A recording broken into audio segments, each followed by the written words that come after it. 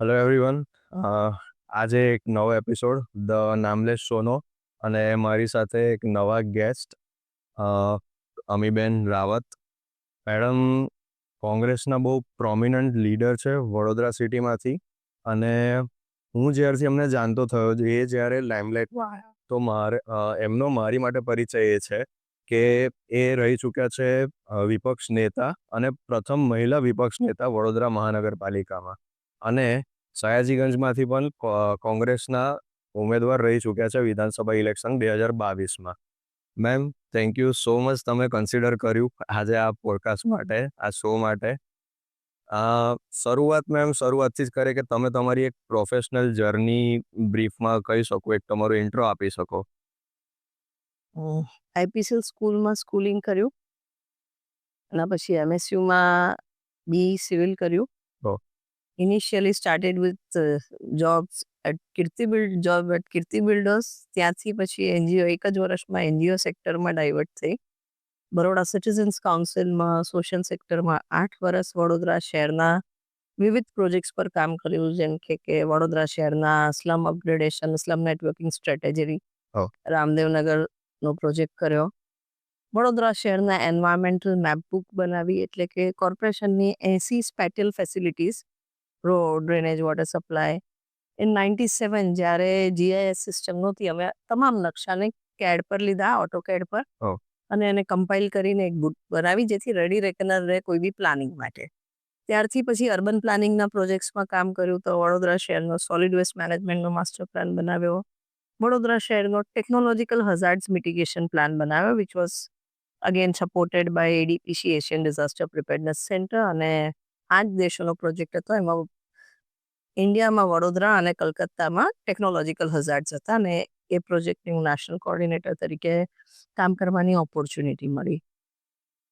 After BCC એક પોતાના એનજીઓમાં બી એન્વાયરમેન્ટ અવેરનેસ અને એન્વાયરમેન્ટ રિલેટેડ પ્રોજેક્ટ્સ ચાલુ કર્યા. વિવિધ પ્રોજેક્ટ્સ કોર્પોરેશન સાથે રહીને ટાઈપમાં એનર્જી કન્ઝર્વેશન અને પ્લાસ્ટિક વેસ્ટ મેનેજમેન્ટના બધા કર્યા. અને then I join UNICEF as a consultant water sanitation, અને સ્વજલ ધારા અને ટોટલ સેનિટેશન કેમ્પેન પ્રોજેક્ટ્સના ઇમ્પ્લિમેન્ટેશનમાં ગવર્મેન્ટને સપોર્ટ કરવાનો મારો રોલ હતો, અને સાથે હેન્ડવોશિંગને પ્રાયોરિટાઇઝ કરવાનો. એ ડ્યુરેશનમાં આનંદ શાલા ટ્રેનિંગ મોડ્યુલ બનાવ્યું, જે તમામ ગવર્મેન્ટ સ્કૂલ્સ માટે એમનો પોતાનો ઇનબિલ્ડ એક ડેવલપમેન્ટ પ્લાન બનાવવા માટે રેડી રેકનર તરીકે હતો. અને that is how my career started. Then I was with ડીસેગ, યુનિસેફમાંથી જ. ડીસેગમાં સીએમનો 10 પોઈન્ટ પ્રોગ્રામ ટ્રાઇબલ ડેવલપમેન્ટનો જે છે, એ પ્રોજેક્ટ્સના 3 કમ્પોનન્ટ હું મોનિટર કરતી હતી. એમાં rural tribal electrification, tribal irrigation અને tribal water supply. I use to see those projects. Then after my son's birth મારું ટ્રાવેલિંગ બહુ રહેતું હતું, તો I had to quit my job. ફેમિલીને પ્રાયોરિટી આપી. દેટ ડ્યુરેશનમાં મારા husband was city Congress president. Back office data અને બધું કોરસ્પોન્ડન્સનું બધું સપોર્ટ કરતા આઈ એન્ટર્ડ પોલિટિક્સ. મહિલા કોંગ્રેસ પ્રમુખ બની. મહિલા કોંગ્રેસ પ્રમુખ 2015 જૂનમાં બની, અને એના પછી ડિસેમ્બરમાં ઇલેક્શન જીતીને મ્યુનિસિપલ કાઉન્સિલર. 10 yearsથી આઈ એમ અ મ્યુનિસિપલ કાઉન્સિલર. પાર્ટીએ કેલિબર અને કામ જોઈને મને વિપક્ષના નેતા બનવાની ઓપોર્ચ્યુનિટી આપીને ખૂબ ચેલેન્જિંગ કહીશ, કારણ કે પ્રથમ વખત કોઈ મહિલાને વિપક્ષના નેતા તરીકે કામ કરવાનો ઓપોર્ચ્યુનિટી આપી, એટલે આઈ had two prove my self. અને એક ડ્યુઅલ રિસ્પોન્સિબિલિટી હતી, કારણ કે પોતાની જાતની સાથે મારે તમામ મહિલાઓ માટે બી એક એક્ઝામ્પલ પૂરું પાડવાની જવાબદારી હતી. So it was a very challenging job for me, and I have been successful. As far as I know, I am quite satisfied with my tenure. બહુ જ આમ ટેકનિકલ બેકગ્રાઉન્ડ છે તમારું, જે તમે કહ્યું તમારું education civil engineering. Right. Yes. અને ત્યારબાદ તમે આ બધા અલગ અલગ પ્રોજેક્ટ્સ પર કામ કર્યું, તો એ ટાઈમથી પોલિટિક્સ તરફ લીનિંગ હતું ને પછી જોડાયા, કે પછી એકદમ જ બસ બાય ચાન્સ આવી ગયું?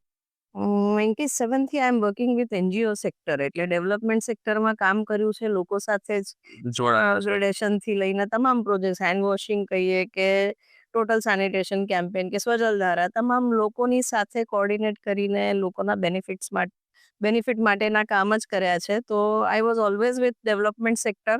એટલે અત્યારે બી હું જોઈશ તો મારું તમે પોલિટિક્સ જોશો તો એમાં ક્યાંક તમને એક્ટિવિઝમ દેખાશે અને ડેવલપમેન્ટ સેક્ટરની ઝલક દેખાશે અને અર્બન પ્લાનિંગની ઝલક બી દેખાશે. Because those are the sector which I have worked all my life. Yes, and you talked about female representation.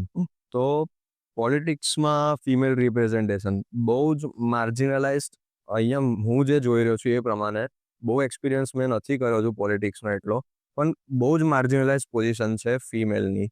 તમારું શું ઓબ્ઝર્વેશન છે કે શું તમારે ઇન્સાઇટ્સ છે એના વિશે?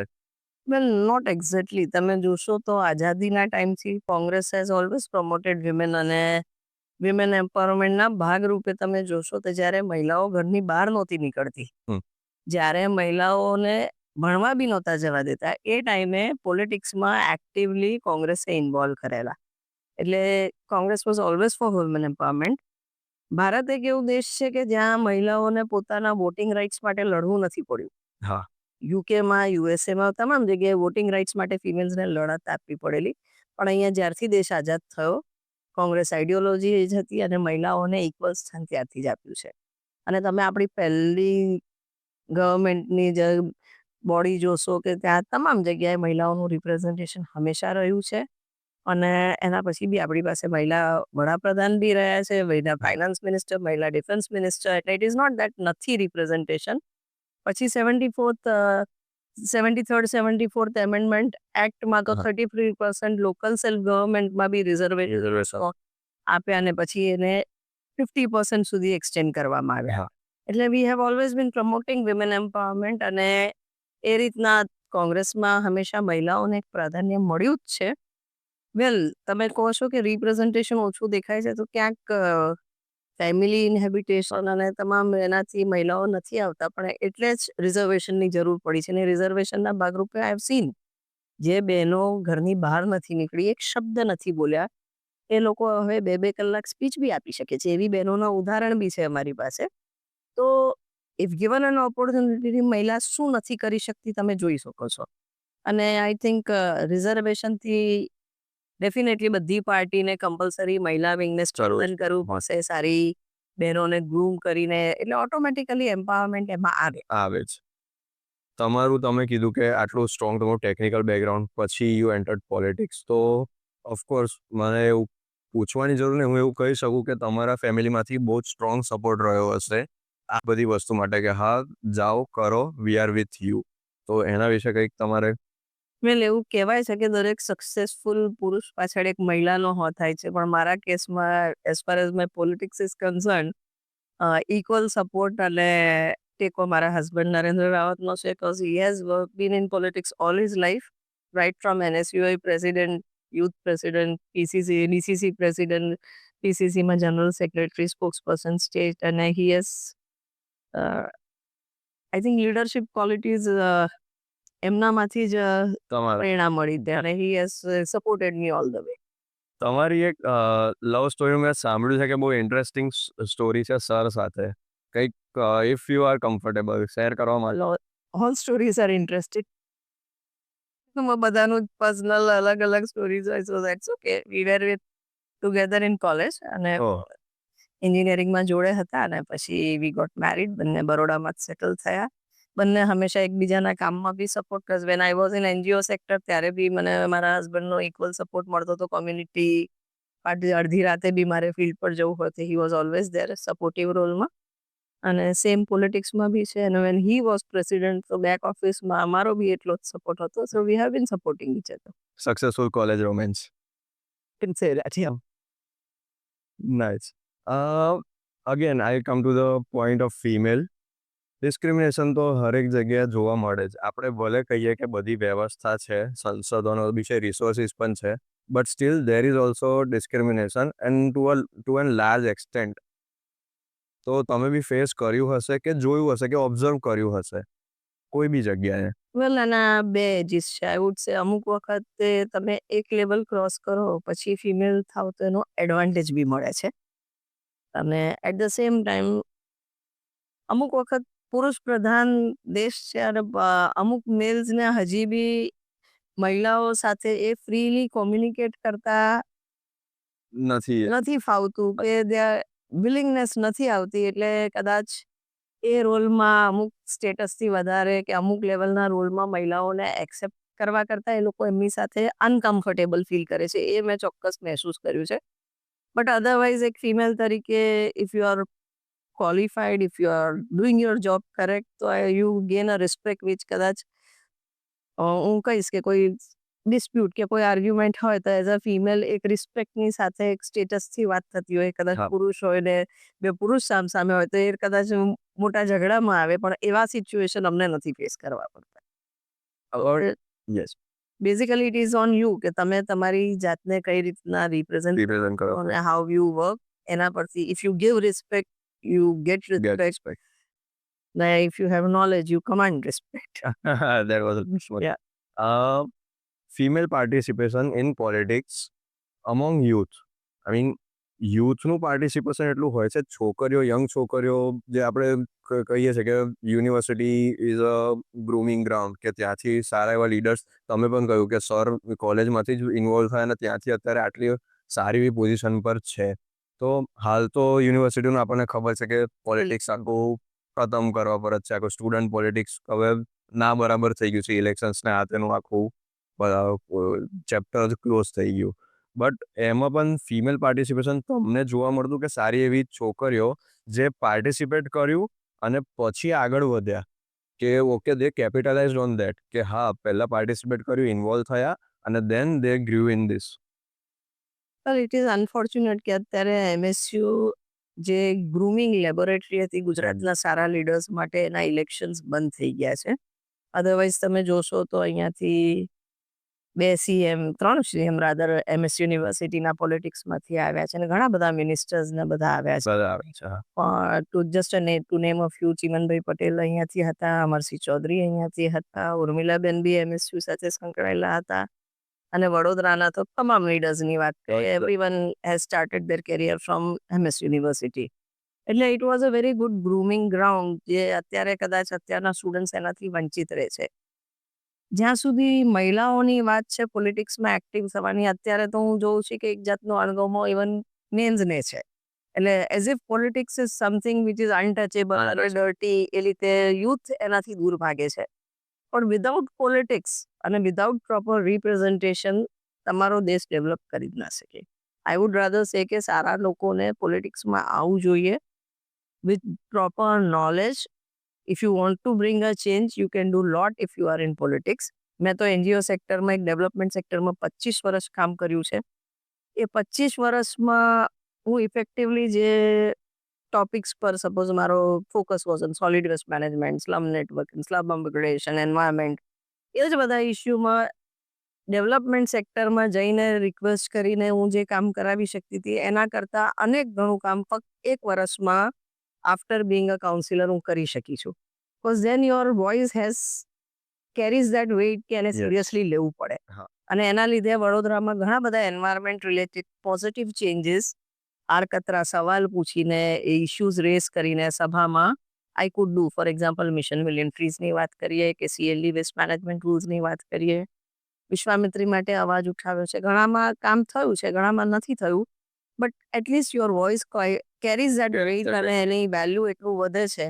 તો I would, if you want to really bring a change in society, good people have to enter in to politics. અને આજના યુથને પર્ટિક્યુલરલી કહું છું કે અણગમો રાખ્યા વગર સારા લોકો પોલિટિક્સમાં આવે. If you are inclined towards doing social work and doing something good for society, you should join politics. How to break this stigma?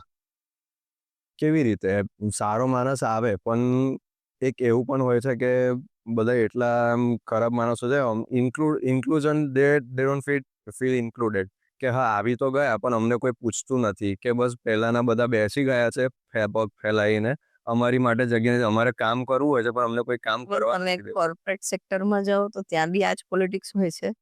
NGO સેક્ટરમાં જાઓ તો ત્યાં બી આ જ પોલિટિક્સ હોય છે. કોમ્પિટિશન, પોલિટિક્સ, ઈર્ષ્યા તમામ સેક્ટર્સમાં હોય છે અને you have to face that everywhere.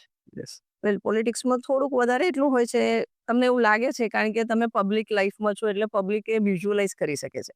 પણ આનાથી ગંદુ રાજકારણ કદાચ કોર્પોરેટ સેક્ટરમાં હોય છે. પણ એ લોકોને દેખાતું નથી કારણ કે એ ન્યૂઝપેપર્સમાં નથી આવતું. So I think you have to be prepared for these challenges anywhere in your life. It is not just કે પોલિટિક્સમાં. ઇન્ટરનલ રિફ્ટ, રાઇવલરી, ઈર્ષ્યા આ બધું તમામ સેક્ટર્સમાં હોય છે ને એ તો તમારા મેન્ટલ સ્ટેબિલિટી પર અને પોતાના અપબ્રિંગિંગ પર છે કે તમે એને કઈ રીતના હેન્ડલ કરો છો એ stress. Okay, internal rift, rivalry, આના પરથી અત્યારે હવે કોંગ્રેસનું નામ થોડું મગજમાં આવે છે મારું કે in which direction Congress is headed right now as a whole party? Well it was always highlighted કે કોંગ્રેસમાં બહુ બધી રિપ્સ છે, એના ફાટા છે, એના આંતરિક જૂથબંધી છે. તો જ્યાં બી 4 લોકો હોય ત્યાં ગ્રુપિઝમ, જૂથબંધી હોય જ છે. ઇવન વિધન ફેમિલીઝ તમે જોશો તો there is groupism. So it is okay. But as far as party is considered at a national level, I think there is a huge change in leadership. એક જનરેશનથી બીજા જનરેશનમાં છેલ્લા 10 વર્ષથી પાર્ટી મૂવ ઓન થઈ રહી છે. ટ્રાન્ઝિશન થઈ એ રહ્યું છે. ટ્રાન્ઝિશન ફેઝમાં થોડુંક ડિસ્ટર્બન્સ, ડિસિઝન મેકિંગમાં ડિલેઝ ને બધું થયું છે ચોક્કસ. પણ એટ ધ સેમ ટાઈમ ઘણા બધા નવા લીડર્સ હવે આવ્યા છે. રાહુલજી, પ્રિયંકાજીની સાથે એક આખી નવી ટીમ આવી છે જે ખૂબ એજ્યુકેટેડ, ભણેલા ગણેલા લોકો છે અને they have come with a different vision. અને I can see a see change in parties decision making process. અને પાર્ટીનું અત્યારનું જે કલ્ચર છે, તમે જોશો તો હિસ્ટોરિકલી કોંગ્રેસ વોઝ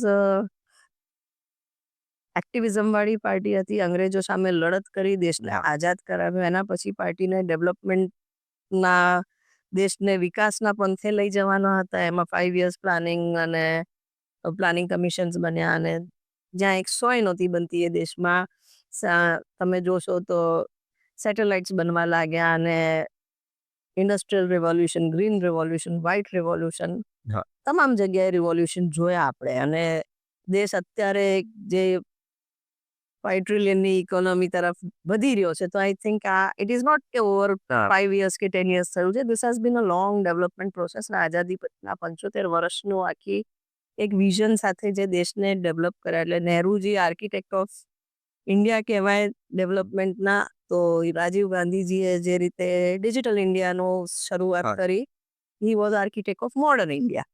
એટલે Congress has given lot to this country અને ડેવલપમેન્ટ માટે. અને હવે નવી ચેલેન્જીસ છે કારણ કે જે ફોર્સીસ અત્યારે રૂલિંગમાં છે, કદાચ દેશને પાછળની દિશા તરફ લઈ જાય છે એઝ ફાર એઝ કલ્ચર અને overall attitude is concern. Why do you say that? કેવી રીતે પાછળ લઈ જાય છે કલ્ચર ને એ બધું? India was always culturally well ahead of rest of world.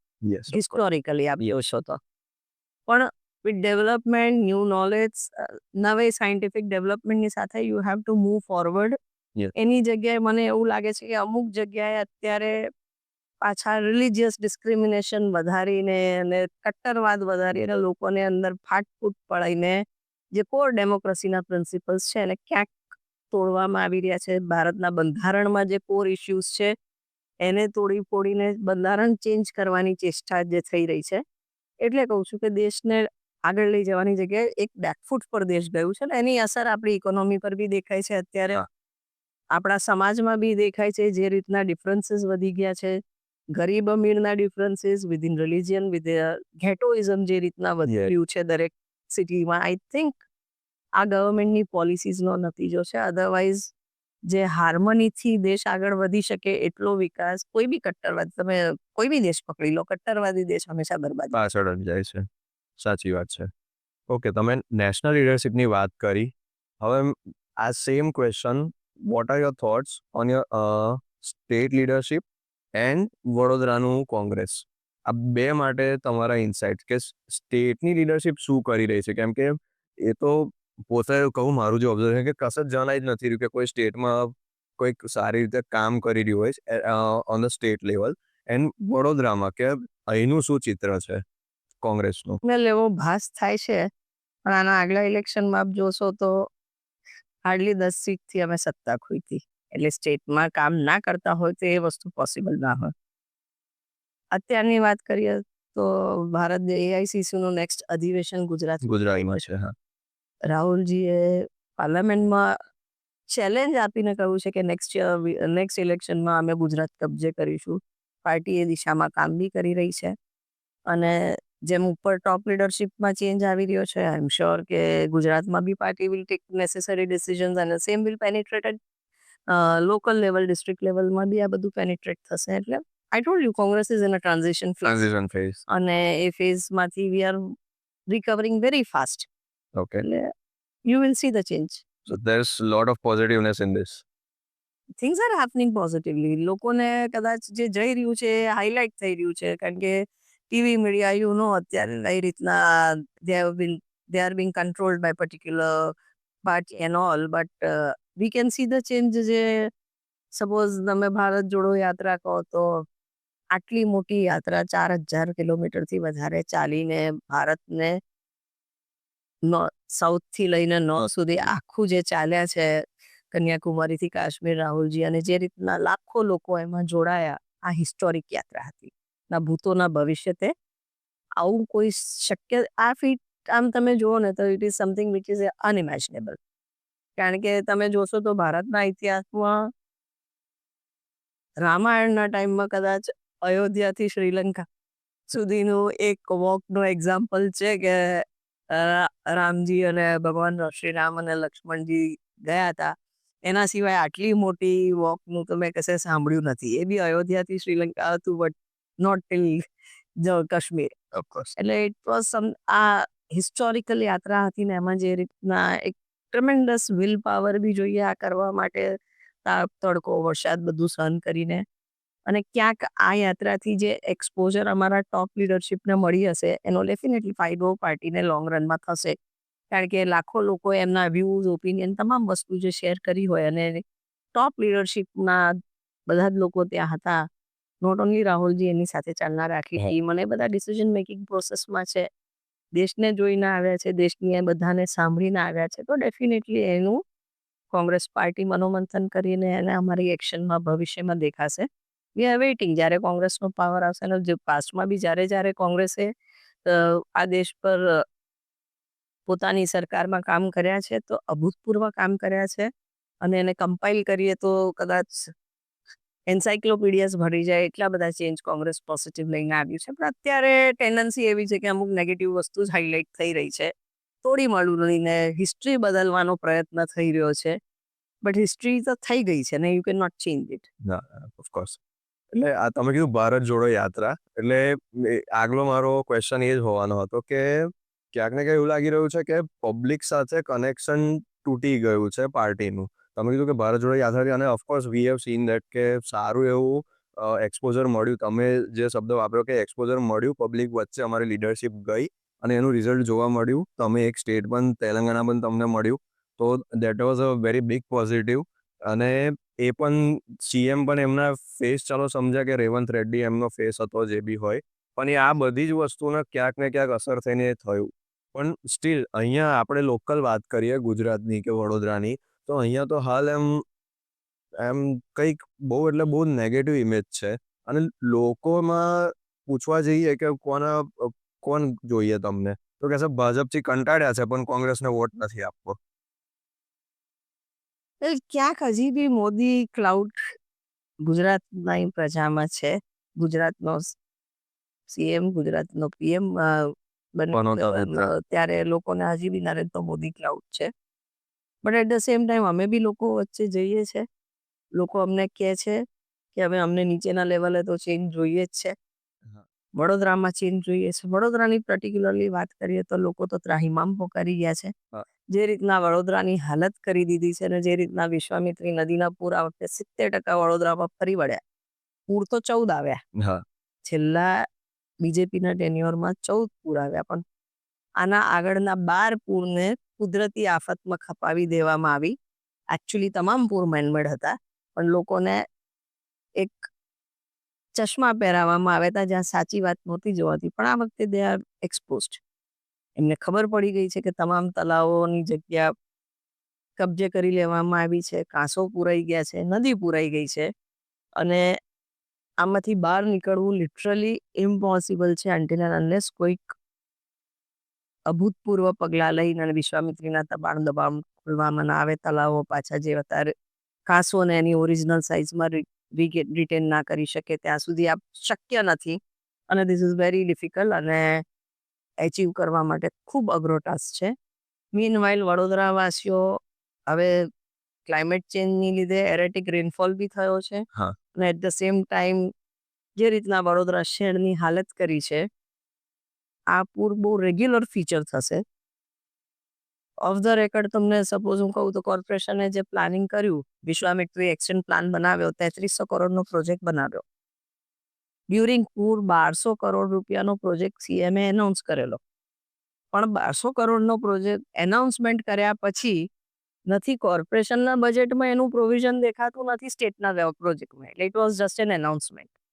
1200 crore જેવી રકમ આવવાની હોય તો કોર્પોરેશનના બજેટમાં બી એનો ઉલ્લેખ હોય ને એના કામોનો બી ઉલ્લેખ હોય. એટલે 1200 કરોડ બજેટમાં બી એનું પ્રોવિઝન હોય, પણ બંને બજેટમાં પ્રોવિઝન નથી. એટલે ખાલી 1200 કરોડની વાતો થઈ.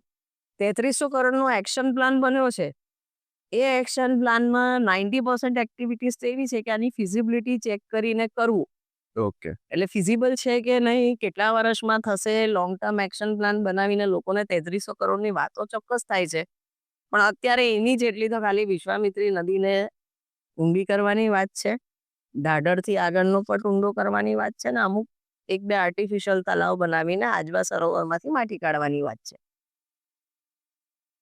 ઇલેક્શન યર છે, 100-200 હિટાચી જેસીબી ડમ્પર્સ નદીમાં ઉતારશે. લોકોને એવું બતાવવામાં આવશે કે અમે તો ખૂબ પ્રયત્ન કર્યા, તેમ છતાં પૂર આવ્યું ને ફરી એને કુદરતી આફતમાં ખપાવવાનો પ્રયત્ન થશે. પણ જ્યારે તમે નદી નાળા બધા પૂરી જ નાખ્યા છે, કોતરો પૂરી દીધી છે ને કોતરો હવે ખુલ્લી નથી કરવાના. ફોર એક્ઝામ્પલ જસ્ટ અગોરાની વાત કરીએ, 20 ફૂટ ઊંડો 1 લાખ ચોરસ ફૂટ જગ્યાનો ખાડો, એમાં કેટલું પાણી ભરે? એવા તો હજારો કોતરોમાં પુરાણ થઈ ગયા. એ બધું જ પાણી જે કોતરોમાં રહેતું હતું હવે જમીન પર આવીને લોકોના ઘરોમાં જાય છે. હવે આ કોતરો જ્યાં સુધી ખાલી થાય કે તેના પર તો બિલ્ડિંગો બની ગયા.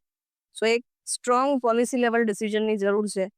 જેમ તમે સ્લમને ડિમોલિશ કરીને એમને રિહેબિલિટેટ કરો છો, કદાચ મોટી સોસાયટી થઈ ગઈ હોય, હાઈરાઇઝ બિલ્ડિંગ થઈ ગયા હોય, ખોટી રીતે ઝોન ફેર કરીને પરવાનગીઓ મળી હોય, પરવાનગી રદ કરી એમને કોમ્પન્સેશન આપીને રિહેબિલિટેટ કરવાની વાત કરું છું. આઈ એમ નોટ સેઇંગ કે લોકોને રાતોરાત તમે ડિમોલિશ કરી દો, but you need to compensate them and ship them for a larger benefit of the city. અને કદાચ this is true for all urban areas. ખાલી વડોદરાની વાત નથી કરતી, તમામ નદીઓ નાળાની તમામ શહેરોમાં આ જ હાલત છે નદીઓની.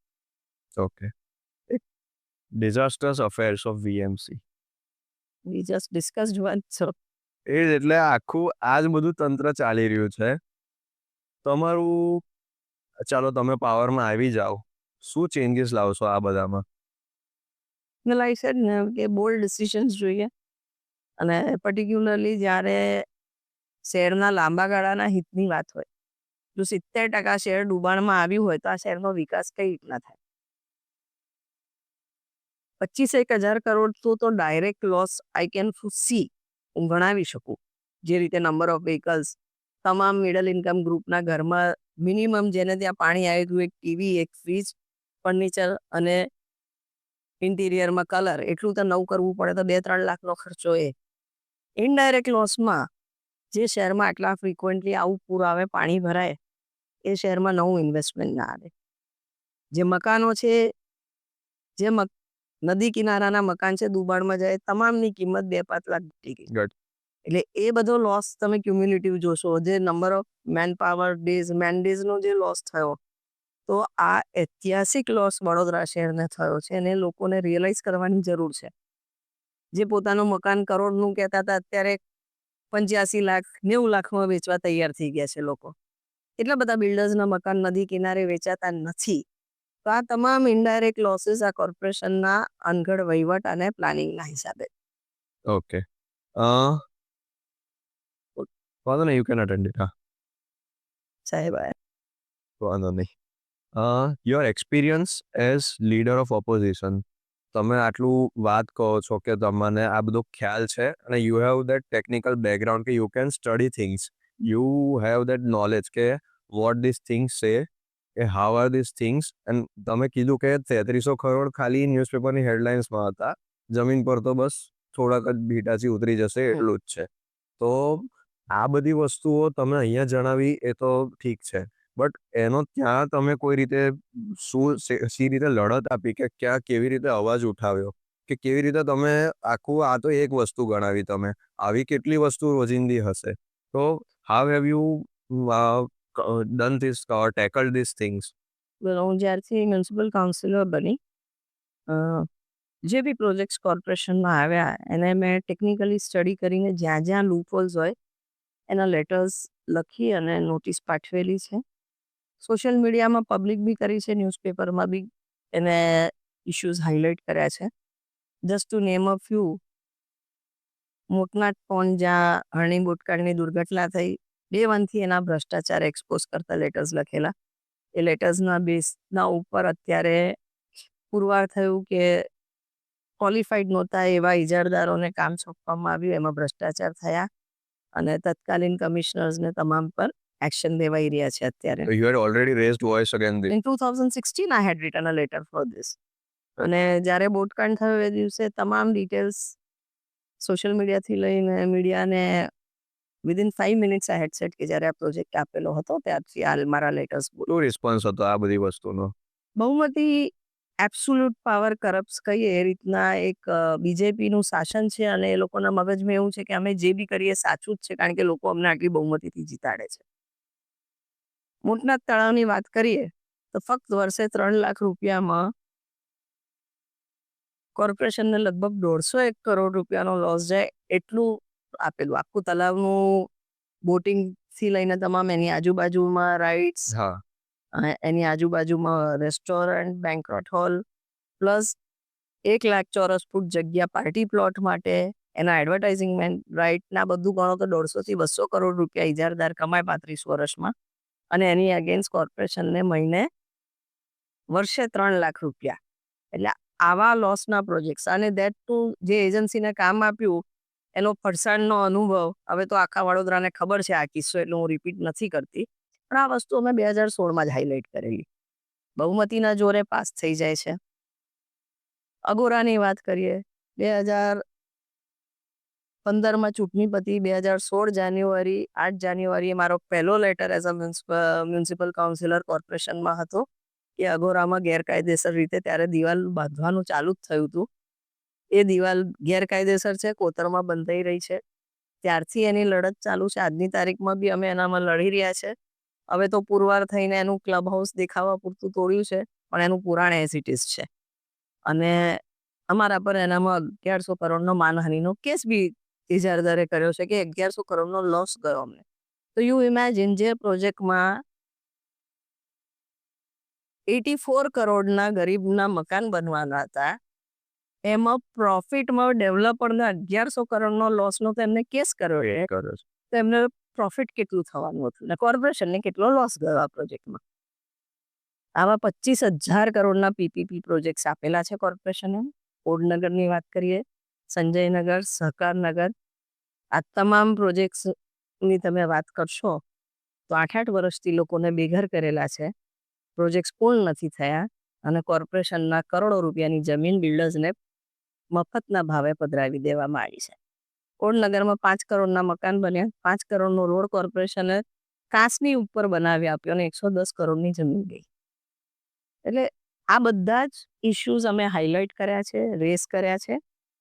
I have been fighting for all of this. ના બધાના લેટર્સ મારા ત્યાં હશે. નાનામાં નાની કોર્પોરેશનમાં જો ભૂલ થતી હોય તો અમે લખીને લેખિતમાં જાણ કરીએ છીએ, રજૂઆત કરીએ છીએ, આંદોલન બી કરીએ છીએ, પણ બહુમતીના જોરે અને ખૂબ ભરપેટ ભ્રષ્ટાચાર કરીને ભારતીય જનતા પાર્ટી એને એપ્રૂવ કરે છે. ઓકે. આંદોલનની તમે વાત કરી, તમે લેટર્સની વાત કરી, તમે કીધું કે લોકોને બેઘર કર્યા. એ લોકો અવાજ ઉઠાવે છે કે તમારી પાસે ઓફકોર્સ આવતા તો હશે, પણ are they willing to fight for themselves? કે આપણે આગળ જ વાત કરી કે લોકો સાથે કનેક્શન નથી, કે હવે વાઇસ વર્સા બી હોઈ શકે કે લોકો તમારી પાસે નથી આવતા, કે દે ડોન્ટ એક્સપેક્ટ ફ્રોમ યુ. જ્યારે માનવ સર્જિત પૂરમાંથી ચાલીને લોકો બીજેપીને વોટ આપતા હોય તો એ લોકોના, અમુક લોકોના આંદોલનથી કે અમુક 1000 ફેમિલી કે 500 ફેમિલી ભેગા થાય અને એમનો અવાજ ઇગ્નોર કરવો એમના માટે ઇટ ઇઝ વેરી ઇઝી અને એ લોકો અવાજ રેઝ કરે છે પણ એ અવાજ સાંભળનાર કોઈ નથી હોતું. ઓકે. અને બહુમતી ઓપોઝિશન બી પાતળી મેજોરિટી વાળું છે. હા. એટલે બહુમતીના જોરે કોર્પોરેશનમાં બી અમે 7 જણ છે અત્યારે ફોર એક્ઝામ્પલ. હા. અને સામે તમે જોશો તો 69 લોકો. એ ખાલી જોરથી બોલે તો અમારા 7-7 નો અવાજ દબાઈ જાય. તો અમે 7 ખૂબ સ્ટ્રોંગ સિનિયર કાઉન્સિલર્સ છે તો we can still raise and we give a strong opposition. But you can imagine કેટલી પાતળી બહુમતી હોય છે. એટલે આઈ થિંક ક્યાંક વોટર્સ અને સિટીઝન્સે બી વિચારવાની જરૂર છે. એ જ કે આગળ જપીને આવવું પડશે જો if they are facing issues તો જોડાવવું પડશે અને સામે થવું પડશે. True. Okay. How are your relations with BJP? Ruling party છે, ઓફકોર્સ વીએમસીમાં છે, રોજનું વાતચીત તો બધા લીડર સાથે થતી હશે. પ્રોફેશનલ બી સંબંધ હશે ને કોઈ સાથે પર્સનલ બી સંબંધ હશે. તો એ જરા જણાવો કે how are your relations? Personal individual લેવલે આઈ નો ધેમ બીકોઝ વી વર્ક હા. ટુગેધર એઝ કાઉન્સિલર્સ બટ એવા કોઈ ઇન્ડિવિજ્યુઅલ ક્લોઝ ફ્રેન્ડ્સ તો નથી મારા બીજેપીમાં. પણ એટ ધ સેમ ટાઈમ હું તમને સભામાં તમે સ્ટ્રોંગલી પોતપોતાની પાર્ટીઝ રિપ્રેઝેન્ટ કરીને લડતા હોઈએ છે. બેક ઓફિસ ઘણી વખત ઘણા બધા બીજેપીના લીડર્સ બી કહે છે કે બેન તમારી વાત એબ્સોલ્યુટલી સાચી હોય છે પણ પાર્ટીની મર્યાદા છે અમે નથી બોલી શકતા. એટલે એવા ફીલર્સ મને ઘણી બધી વખત મળે છે બીજેપીમાંથી. અને સેકન્ડલી આઈ વુડ સે કે બીજેપીમાં જે રીતના ફક્ત નરેન્દ્ર મોદીના નામ પર ઇઝીલી ચૂંટાઈને આવે છે તો ગ્રાસરૂટ લેવલ સાથે કનેક્ટ એના કાઉન્સિલર્સના નથી હોતા જે કોંગ્રેસના કાઉન્સિલર્સના હોય છે. તમને કોંગ્રેસના 7 કાઉન્સિલરના નામ સિટીઝન્સને પૂછશો તો 7માંથી 4-5 નામ તમને આમ જ ગણાવી દેશે. પણ બીજેપીના કાઉન્સિલર્સના નામ પોતાના વોર્ડના કાઉન્સિલર્સના નામ બી લોકોને નથી ખબર હોતા એવી સિચ્યુએશન અમે લોકોમાં જોઈ છે.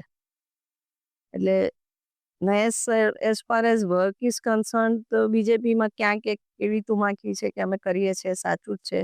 પ્રથમ મહિલા ઓપોઝિશન લીડર તરીકે they did not give me a post હા. અંડર ધ પ્રિટેક્સ કે અમારી પાસે 8 સીટ નથી 10%. પણ એવો કોઈ ક્લોઝ જ નહોતો જીપીએમસીમાં. ઓકે. એટલે દે ટ્રાય ટુ વિક્ટિમાઇઝ. સપોર્ટ કરવો જોઈતો તો ઓપોઝિશન લીડર મહિલા છે પ્રથમવાર છે તો એ એકનોલેજ કરવાની જગ્યાએ every way they tried to ensure that I am not successful in my work, I don't get access to files easily, I am not given a vehicle જે ઓફિશિયલી અપાય. જે ઓફિસ એક્સપેન્સીસ બીજા opposition લીડર્સને મળતા હતા અને બીજા similar પદ અધિકારીઓને ડેપ્યુટી કમિશનર, ડેપ્યુટી મેયર ને leader of the party ruling પાર્ટીને મળે છે એ તમામ બેનિફિટ્સ અમને નહોતા આપવામાં આવતા અને આડકતરી રીતે હેરેસ કરવાનો પ્રયત્ન થતો હતો. પણ at the same time when your representation is strong અને તમે અભ્યાસ કરીને બોલતા હો તો તમે બોલો ત્યારે સામે સન્નાટો. એમની સાથે રિલેશન્સની વાત કરી. બીજી પણ અમુક ખાસ એવી વસ્તુઓ કાને પડી છે કે ઇન્ટરનલ ડીલિંગ્સ હોય છે. As a leader of opposition કે જે પણ કહીએ તમે આ બધી અવાજ ઉઠાવો છો કે અમુક સાઇડ સામે અવાજ ઉઠાયો, અમુક કોન્ટ્રાક્ટ સામે અવાજ ઉઠાવ્યો કે અમુક પ્રોજેક્ટ સામે અવાજ ઉઠાવ્યો. પણ પછી માંડવલી થઈ જતી હોય છે, ડીલિંગ થઈ જતી હોય છે કે okay you are also given a percentage કે ભાઈ સામો વ્યક્તિ જે અવાજ ઉઠાવે છે ચલો એને પણ થોડું આપીને વાત રફા દફા કરી દઈએ. એટલે અનફોર્ચ્યુનેટલી આવું થતું બી હોય છે અને આવા પરસેપ્શન્સ બી હોય છે. But as far as I am concerned I have tried to do justice to my job. My job was to bring out every corruption in BJP incorporation in public domain, which I have done. મારા કોઈ બી letters હું publicly issue ના કરતી હોઉં, social media પર ના મૂકતી હોઉં એવું હોતું નથી. યસ, કોર્ટમાં જવાનું માટે ટાઈમ, એનર્જી અને પૈસા મારી પાસે નથી હોતા તમામ ઇસ્યુઝ પર. પણ વેન આઈ કીપ ફેક્ટ્સ તો ઘણી બધી જગ્યાએ મેં જોયું છે કે એને કોઈ પછી જેને એક્ટિવિસ્ટને કે કોઈને ઇન્ટરેસ્ટ હોય કે અફેક્ટેડ પાર્ટીઝ હોય દે ગો ટુ કોર્ટ.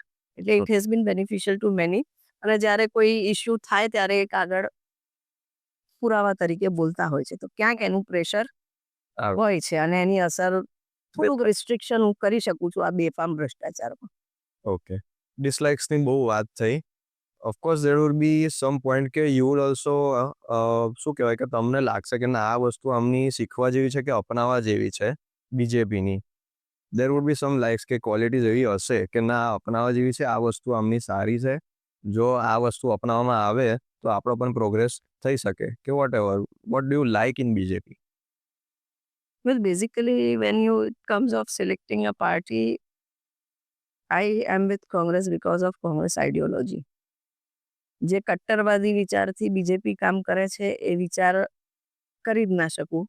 એક માણસ જોઈને જો તમે હિન્દુ છે, મુસ્લિમ છે, શીખ છે કે ઈસાઈ છે એવું મગજમાં આવતું હોય તો એ પાર્ટી સાથે હું ના રહી શકું. And that is why I am with Congress. Yes, of course. In fact, my political inclination started after 2002 riots.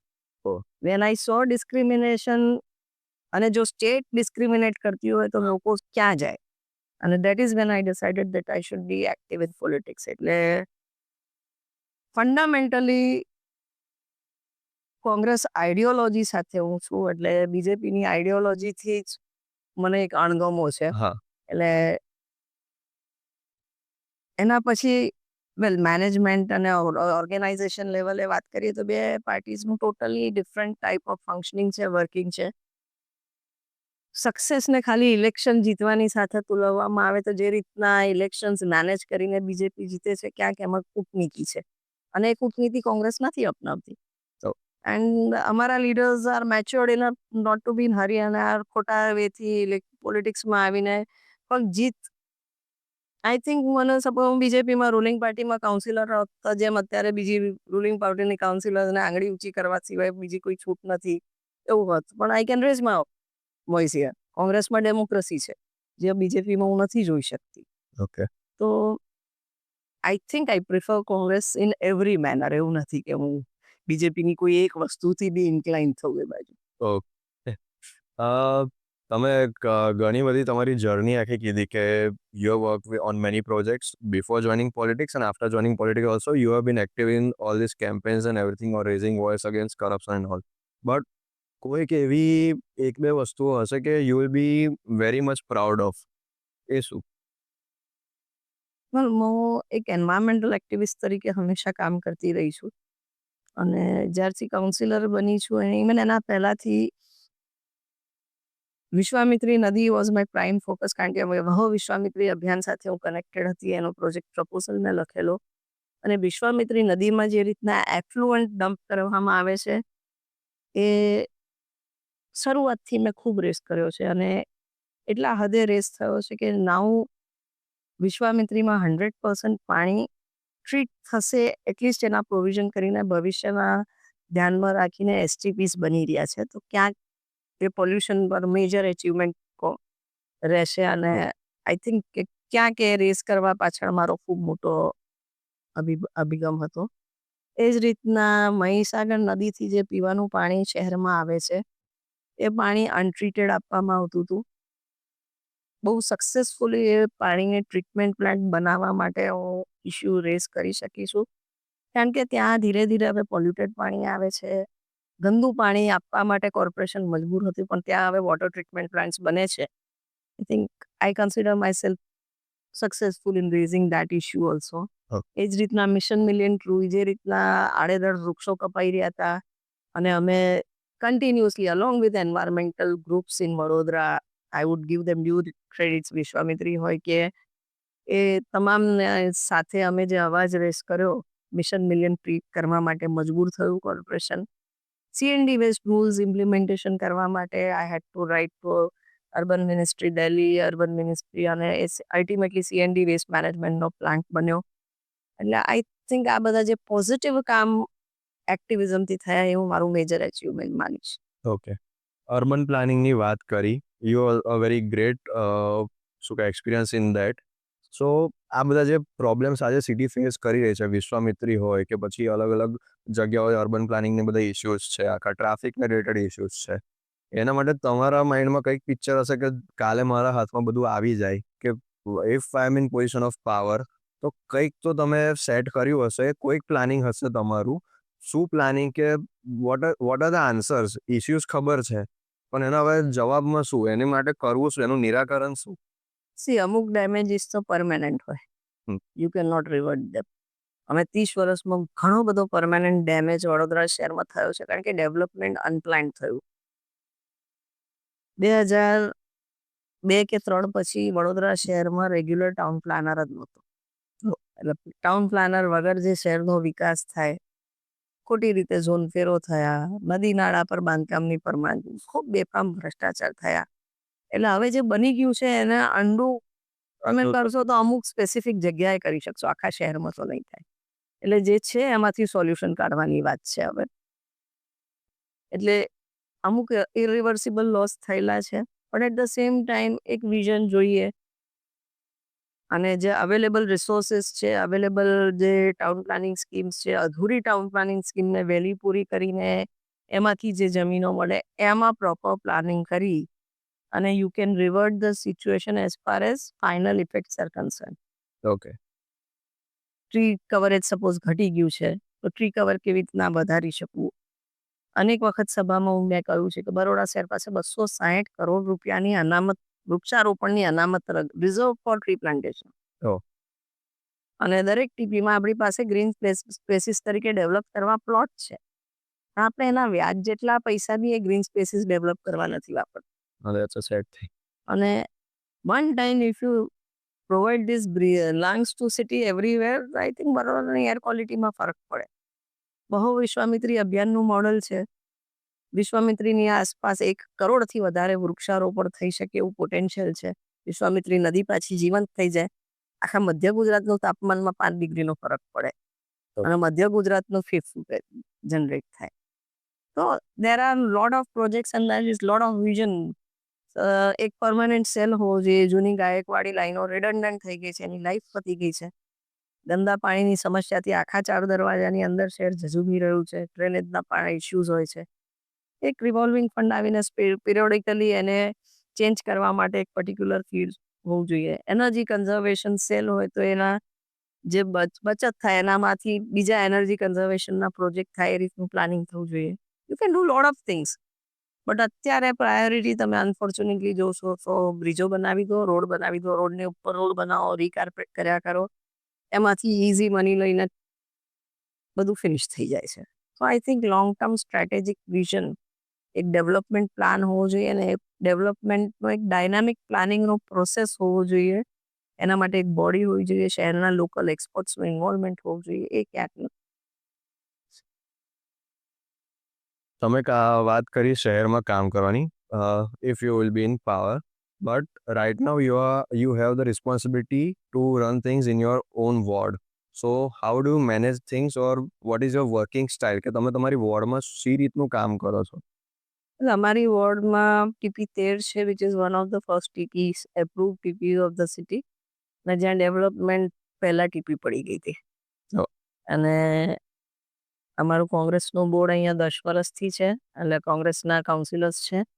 અને તમે જોશો તો વોર્ડ એક એવો વિસ્તાર છે જ્યાં આ પૂરમાં બી એક્સેપ્ટ ફોર નવો એરિયા છાણી અમારામાં જે આવ્યો હતો અને પેન્શનપુરા, અમારો જૂના વોર્ડમાં મોટા ભાગે પાણીનું કોઈ સમસ્યા નથી. લોકલાઇઝ વોટર લોગિંગની બી મેજર ઇસ્યુ નથી.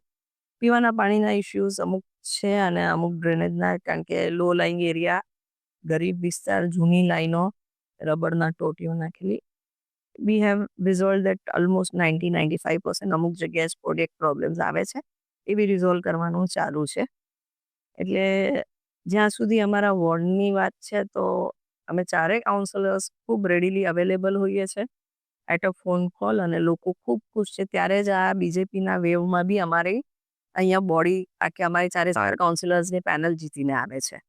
અને people are quite happy with it, અને વી ડુ જસ્ટિસ. અને કોઈનો બી ફોન આવે, ઇરરિસ્પેક્ટિવ ઓફ એ કોનો વોટર છે, ક્યાંનો છે, અનલાઇક બીજા વોર્ડમાં તમે અમને વોટ નથી આપતા તો તમારું કામ નહીં થાય, એવું એટીટ્યુડ અહીંયા કોઈનું નથી. અને વી એન્શ્યોર દેટ અમારા વોર્ડમાં લોકોને કોઈ તકલીફ ના પડે એઝ ફાર એઝ સ્વચ્છતાની વાત હોય, વોટર લોગિંગની વાત હોય, પીવાના પાણીની વાત હોય, સ્ટ્રીટ લાઇટની વાત હોય, લોકોના નાના પ્રોબ્લેમ્સ અમે એન્શ્યોર કરીએ છીએ કે દે આર એટેન્ડેડ. વાર તહેવાર હોય, કોઈ બી સમાજના હોય, એમાં પહેલાં સફાઈથી લઈને તમામ વસ્તુ, કોઈની ઘરે કોઈ મરણનો પ્રસંગ હોય કે કોઈ ખરાબ બનાવ બન્યો હોય ત્યારે બી અમે કાઉન્સિલર્સ હંમેશા અવેલેબલ હોઈએ છીએ. અને you can check with our વોર્ડના લોકો ઓલ્સો, જે લોકો ખુશ થઈને અમને અમારી પેનલને જીતાડે છે. ઓકે. હવે ટૂંક જ સમયમાં આપણા પણ ઇલેક્શન્સ આવશે શહેરમાં મહાનગરપાલિકાના. What are your plans for that as a party and as an individual? As a party, yes, we need to raise Vishwamitri નદીનો અને જે શહેરના ભ્રષ્ટાચારી હાઉસિંગ યોજના હોય અને અન્ય ભ્રષ્ટાચારના ઇસ્યુઝ છે, અને as a party we need to reach out so that વડોદરાવાસીઓની હવે તો આંખો ખુલી ગઈ છે અને વોટમાં કઈ રીતના પરિવર્તન Convert થયું થતી. છે, અને લાસ્ટ મોમેન્ટ એમને ઊંધા ચશ્મા ફરીથી કોઈ બીજું ઇસ્યુ લાવીને ના બતાવી દેવામાં આવે. અને અમારી વાત રીઇન્ફોર્સ કરવાની વાત છે શહેરના લેવલે. જ્યાં સુધી અમારા વોર્ડનો સવાલ છે, અમે 5 વર્ષ ઇલેક્શન મોડમાં જ કામ કરતા હોઈએ છીએ, અને ઇલેક્શન્સ ત્યારે આવે ત્યારે પર્ટિક્યુલરલી કોઈ કામ કરવું પડે કે ત્યારે જ એપ્રોચ કરવો એ અમારી સ્ટાઇલ નથી વર્કિંગની. અમે 5 વર્ષ લોકોની વચ્ચે જ રહેતા હોઈએ છીએ, તો election is not a major tension for us. That is a bold statement કે not a major tension. અત્યારે હાલ જે process which we have to go through, but we are confident કે અમે તો લોકો વચ્ચે 5 વર્ષ રહ્યા જ છે ને અહીંયાના લોકો ને અમને કન્વિન્સ કરવા બી નથી જવા પડવાના, અમને પ્રોસેસ થ્રુ જવાનું છે, દેટ્સ ઇટ. પાર્ટીની શું સિચ્યુએશન છે? પાર્ટીમાં બી બધું પ્લાનિંગ કે વાતો કદાચ ચાલુ થઈ ગઈ હશે કે સ્ટેટ કે નેશનલ લીડરશિપના પણ મેસેજીસ આવવા મળ્યા હશે કે નથી આવ્યા, કે વોટ ઇઝ ધ સિચ્યુએશન કે હાલ શું ચિત્ર છે બધું આ ઇલેક્શન્સને લઈને? પાર્ટીના હમણાં જ પ્રભારી આવેલા, he has done a meeting. ઘરે ઘરે પહોંચવાની સ્ટ્રેટેજી બનાવી રહી છે. People are working on it, અલગ અલગ bodies are working on it, અને ઓફકોર્સ જેને ચૂંટણી લડવી છે એ લોકો બી એરિયામાં પોતાનું કામ શરૂ કર્યું છે, અને I am sure that this year we will see a major change in Vadodara city. Okay, nice. તમારા ફ્યુચર એસ્પાયરેશન્સ, આ તો શોર્ટ ટર્મની વાત છે કે ઇલેક્શન્સ એન્ડ ઓલ, બટ કંઈક ગોલ હશે, કંઈક એમ હશે કે આ જગ્યાએ પહોંચવું છે, કે આ કામ કરવું છે, કે this is my ultimate goal, કે એમ એ શું એસ્પાયરેશન્સ શું તમારા? ટુ બી ફ્રેન્ક, એવું કોઈ પોલિટિકલ ગોલ કે એમ સાથે હું પોલિટિક્સમાં આવી જ નથી. For me it was like following footsteps of my husband. Back office કામ કરતા કરતા હું ફ્રન્ટમાં આવી, અને politics was never my priority, કે એવું મેં પોલિટિકલ ગેમ ગોલ સેટ બી નથી કર્યો લાઈફનો, બટ એક ઓપોર્ચ્યુનિટી મળીને લોકસેવા કરવાની, ને જેમ મેં કહ્યું હું ડેવલપમેન્ટ સેક્ટરમાં જ હતી, અહીંયા મારા વોઇસનું વેઇટેજ વધ્યું છે, and I continue to work in development sector whether I am in politics or not. એટલે જે સોશિયલ વર્કર તરીકે મેં કામ કર્યું છે, I will continue doing that. એટલે એવું નથી કે હું પર્ટિક્યુલર જગ્યાએ પહોંચું તો જ કંઈક કામ કરવાની છું. હું, if I am given an opportunity, if I am in a post, in a powerful post, probably my voice will carry more weightage, અને મારા વિચારોને હું વધારે સારી રીતે ઇમ્પ્લિમેન્ટ કરાવી શકીશ. અધરવાઇઝ જે કરું છું એ કરીશ, પણ એની ઇફેક્ટ કેટલી થોડી કદાચ ઓછી રહે, બટ કરવાનું તો આ જ છે. What future do you see for the city? કે તમે આવ્યા, કોઈ આવ્યું, જે હોય એ, પણ એક શહેરનું એક કોઈક ભવિષ્ય તો એક ચિત્ર હશે દિમાગમાં કે આ ડિરેક્શનમાં સિટી જઈ રહ્યું છે, કે આ ભવિષ્ય વડોદરાનું થઈ શકે. અનફોર્ચ્યુનેટલી અત્યારે જે સિચ્યુએશનમાં હું વડોદરાને જોઉં છું, Vadodara is going from back to વર્સ. Public ટ્રાન્સપોર્ટમાં chaos છે, પ્રાઇવેટ વ્હીકલ્સ વધી રહ્યા છે, પાર્કિંગથી લઈને ટ્રાફિકથી લઈને તમામ સમસ્યાઓ વધી રહી છે, એર પોલ્યુશન વધી રહ્યું છે, ઇન્ડસ્ટ્રીયલ અને ટ્રાફિક બંનેના પોલ્યુશનના લીધે, રેન્ડમ ડેવલપમેન્ટના લીધે ફ્લડ સિચ્યુએશન તો આપ જોઈ જ રહ્યા છો, ડ્રેનેજ પાણીની સમસ્યા બી આપ જોઈ રહ્યા છો.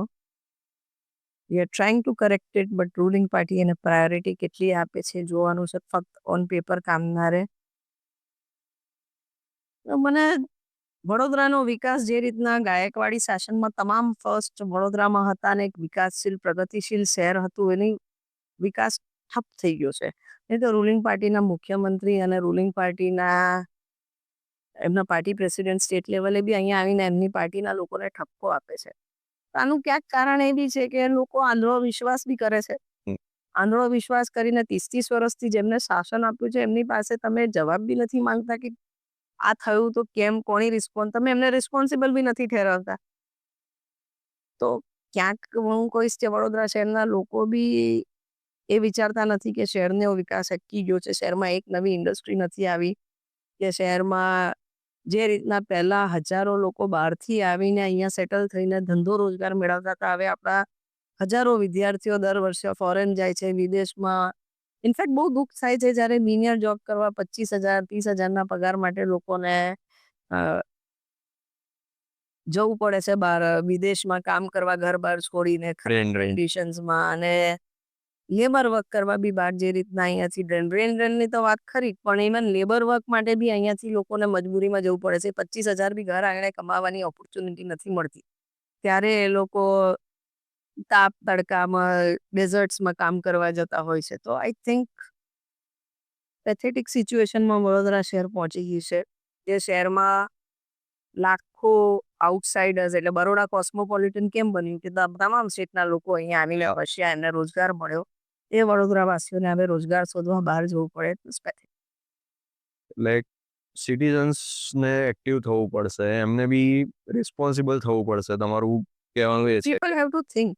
હા, પોતાના શહેર માટે જે આપણે કલ્ચરલ સિટી કહીએ છીએ, એજ્યુકેશનલ સિટી કહીએ છીએ, આ એજ્યુકેશનલ સિટીની ઓળખ એટલે એમએસ યુનિવર્સિટી કોમન થઈ ગઈ ને વડોદરા શહેરનો એક નાગરિક બોલે ના.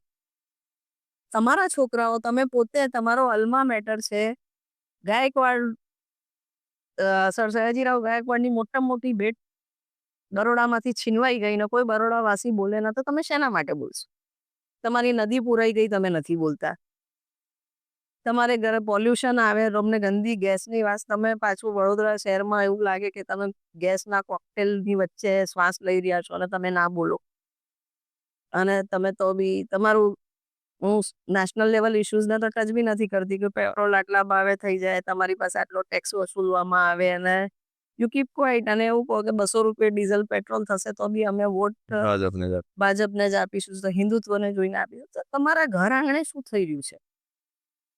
તમારી પાસે, તમારું ઘર ડૂબી રહ્યા છે, તમારા બાળકોનું ભવિષ્ય છીનવાઈ ગયું છે. તમારી પાસે જે તમે 500 રૂપિયા ફીમાં ભણતા હતા, અત્યારે તમે 50,000 ફીમાં તમારા બાળકોને ભણાવવા માટે મજબૂર છો ને તો બી તમે નથી બોલતા. સરકારી સ્કૂલો ડિટોરિએટ થઈ ગઈ, કોલેજો ખતમ થઈ રહી છે, પ્રાઇવેટ કોલેજોને બૂમ મળી રહ્યો છે.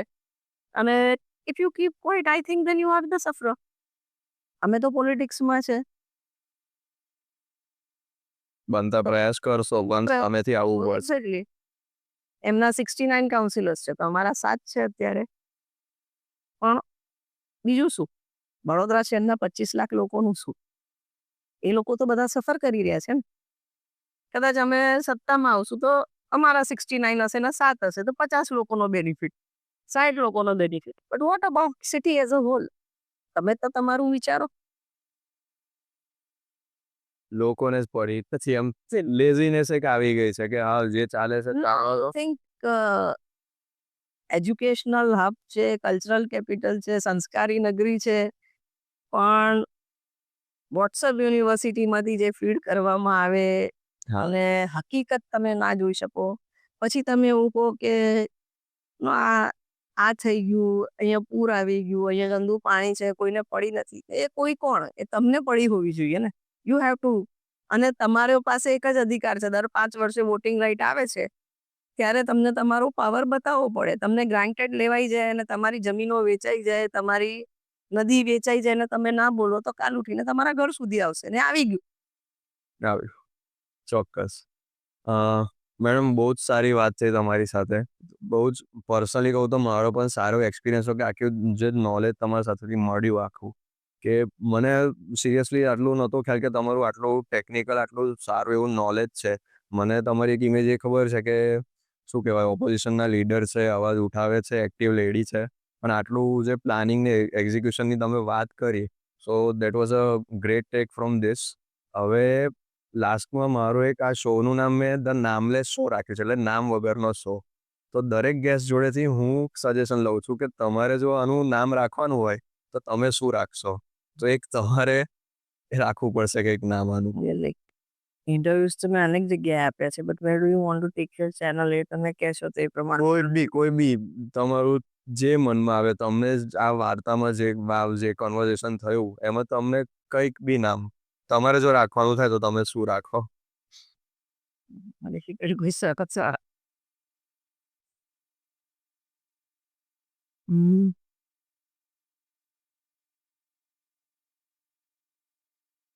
મે બી આપણી વાત. આપણી વાત. Okay, nice name, great name. Thank you so much એમ તમારે એન્ડમાં કંઈક કહેવું હોય પર્સનલી કંઈક બીજું કે રહી જતું હોય કંઈ વાત કરવા કે મને પૂછવું હોય કંઈ I think you have covered almost everything. બસ એક અપીલ કરીશ વડોદરાવાસીઓને આપના મારફતે કે જ્યારે આ વખતે તમે વોટ કરવા જાઓ તો હરણી બોટકાંડના એ 12 માસૂમ બાળકોને ના ભૂલતા. પૂરમાં ડૂબી ગયેલા એ 11 લોકોને બી ના ભૂલતા. તમારા ઘરમાં જે પાણી આવ્યું હતું, જે કાદવ કિચડ, જે ત્રાસમાંથી તમારા ફેમિલીઝને ગુજરવું પડ્યું એ ના ભૂલતા. અને આ ઇરિવર્સિબલ લોસ જે લોકોએ કર્યો છે એ લોકોને માફ કરવાની વૃત્તિ બી ના રાખતા. કારણ કે દર 5 વર્ષે તમે એમને માફ કરી દો છો અને ક્યાંક એ ભૂલો રિપીટ થતી જ રહે છે અને એનું આપણે નહીં, આપણા આવનાર ભવિષ્યના લોકો બી આને સહન કરી રહ્યા છે. તો ઇટ્સ અ ટાઈમ નાઉ કે તમે તમારા માટે stand. Thank you so much that's all.